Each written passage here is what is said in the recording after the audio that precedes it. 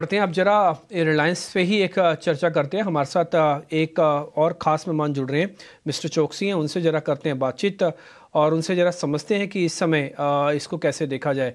Mister चौकसी, बहुत बहुत शुक्रिया पहले तो समय देने के लिए।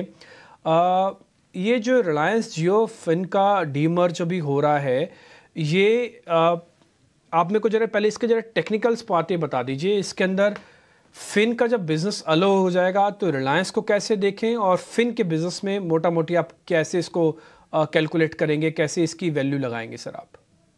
पहले तो शुक्रिया शो में बुलाने के लिए। मेरी सोच ऐसे है कि रिलायंस के इट्स इंडिया कंज्यूमर प्ले। बोले तो टेलीकॉम होवे, रिटेल होवे, ऑयल टू केमिकल होवे या फाइनेंशियल सर्विस होवे, तो आज के दिन सम ऑफ पार्ट्स को जो डिवाइड करते हैं चारों कंपनी में, तो इनकी वैल्यू कोई 2800 रुपया रखता है, कोई 3200 3300 भी रखता है। तो आज रिटेल की वैल्यू 1100 से 1200 रुपया समझिए, जियो का वैल्यू 900 से 1000 रुपया समझिए, ऑयल टू केमिकल का 900 से 1000 रुपया समझिए, और जियो फाइनेंशियल की 175 से 200 के बीच में भी वैल्यूएशन समझी जाएगी। ये होल्डिंग कंपनी जो रिलायंस के शेयर ट्रांसफर हुए फाइनेंशियल सर्विस में, उसकी होल्डिंग कंपनी के हिसाब से डिस्काउंट देके नेटवर्थ के ऊपर 2 या 3 टाइम कितनी बुक वैल्यू अपन ट्रेड कर सकते हैं, और वो बिजनेस कितना एक्सपैंड करेगा उस पर डिपेंड करता है। लेकिन एक चीज क्लियर है कि रिलायंस की रिटेल और फाइनेंशियल आर्म की सिनर्जी, और रिलायंस जियो और फाइनेंशियल आर्म की सिनर्जी की वजह से इनको कस्टमर पेनिट्रेशन, सप्लाई चेन होवे या कस्टमर एक्विजिशन जो रिलायंस के परचेज में है, इलेक्ट्रॉनिक से लेके बाकी में जिधर टेस्टिंग चालू है, उसकी इंटीग्रेशन की सहूलियत बहुत अच्छी रहेगी, तो कस्टमर बेस अक्वायर करना इतना डिफिकल्ट नहीं होगा।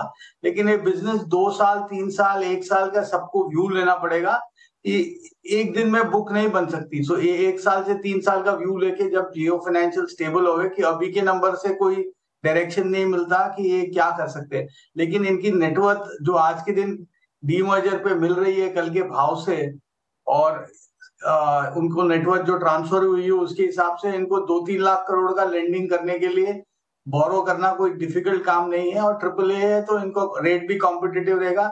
ये कितने डिसरप्टिव रहते हैं फाइनेंशियल सर्विस के बिजनेस पे, वो अपने को देखना है। बाकी तो सब स्टेबल रहेगा ऐसे लगता है। रिलायंस के बिजनेस के लिए कोई भी व्यू लेना है एज अ कंसोलिडेटेड एंटिटी, तो डीमर्जर पे 2500-2600 आज का भाव के बीच में आप 2 साल 3 साल का व्यू ले तो वो बेहतर रहेगा। ये बहुत इंपॉर्टेंट एक बात आपने बोली, इसकी बुक वैल्यू की जो आपने मेंशन की, मैं उस पर आपसे पूछना चाहूँगा सुशील। ये देखिए आपके सामने जो स्क्रीन पे आ रहा है, 1 टाइम से लेके 7 to 8 टाइम बुक वैल्यू पे एनबीएफसीज यूजुअली लेंडिंग के कारोबार वाली कंपनियां ट्रेड करती हैं। इसका जन्म हो रहा है 1 टाइम बुक अगर आप पकड़ें तो 1 लाख करोड़ 1.25 लाख करोड़ के आसपास। क्या जियो फाइनेंशियल का पोटेंशियल, अगर मैं एक लॉन्ग टर्म इन्वेस्टर हूँ, जब भी ये लिस्ट होगा अगस्त वगैरह में तो मैं लेके बैठूँ, तो क्या ये 3-4 टाइम बुक वैल्यू जा सकता है 3 to 5 ईयर्स में? क्या ये एक मल्टी बैगर अपॉर्चुनिटी है जियो फाइनेंशियल्स उतने? अजय इसमें 2 व्यू लेने चाहिए कि आप इसको कंपेयर करें डिजिटल लेंडिंग के साथ, नई हाउसिंग फाइनेंस या लोन अगेंस्ट प्रॉपर्टी वाली कंपनी से। डिजिटल टू डिजिटल लेंडिंग के लिए जो बिजनेस पोटेंशियल है वो कहीं ज्यादा है।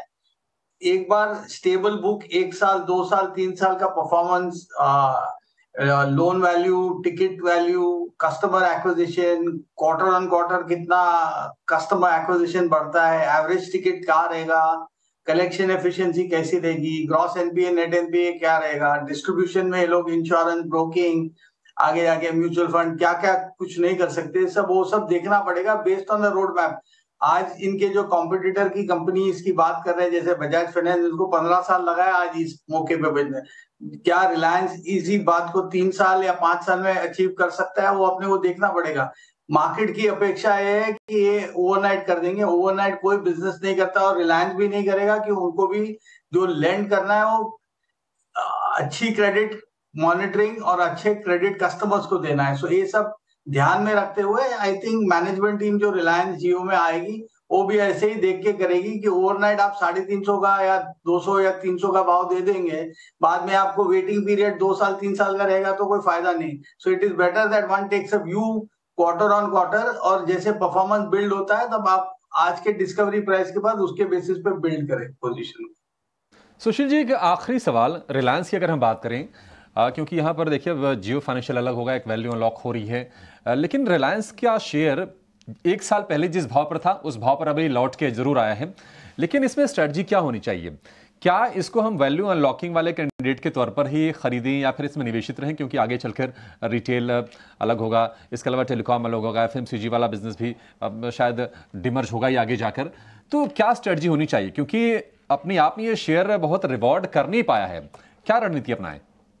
रिलायंस एक हाथी है मार्केट का, इसको जब चलता है तो चींटियां मरती है। तो आपको ऐसे सोचना है कि रिलायंस रिटेल जियो का डीमर्जर अभी अगले एजीएम में तो नहीं होगा, लेकिन 6 महीने में होता है, 1 साल में, 2 साल में क्या स्ट्रैटेजी होती है। तो करंट शेयर होल्डर्स को इनके रिवॉर्ड जैसे जियो के मिले वैसे उधर होने चाहिए, नहीं तो वो लोग आईपीओ लावे तो बात अलग है। तो वो सब ध्यान में रखते हुए, जो आज की डिस्कवरी के बाद और रिजल्ट कल है, वो दोनों ध्यान में रखते हुए, कब डीएक्स जियो फाइनेंशियल 2500-2600 के नीचे आसपास जब भी प्राइस मिले और आपके पास 2 साल 3 साल का निवेश करने का पैसा हो, तो फिक्स डिपॉजिट की तरह डाल के रखना बेटर है। क्यों?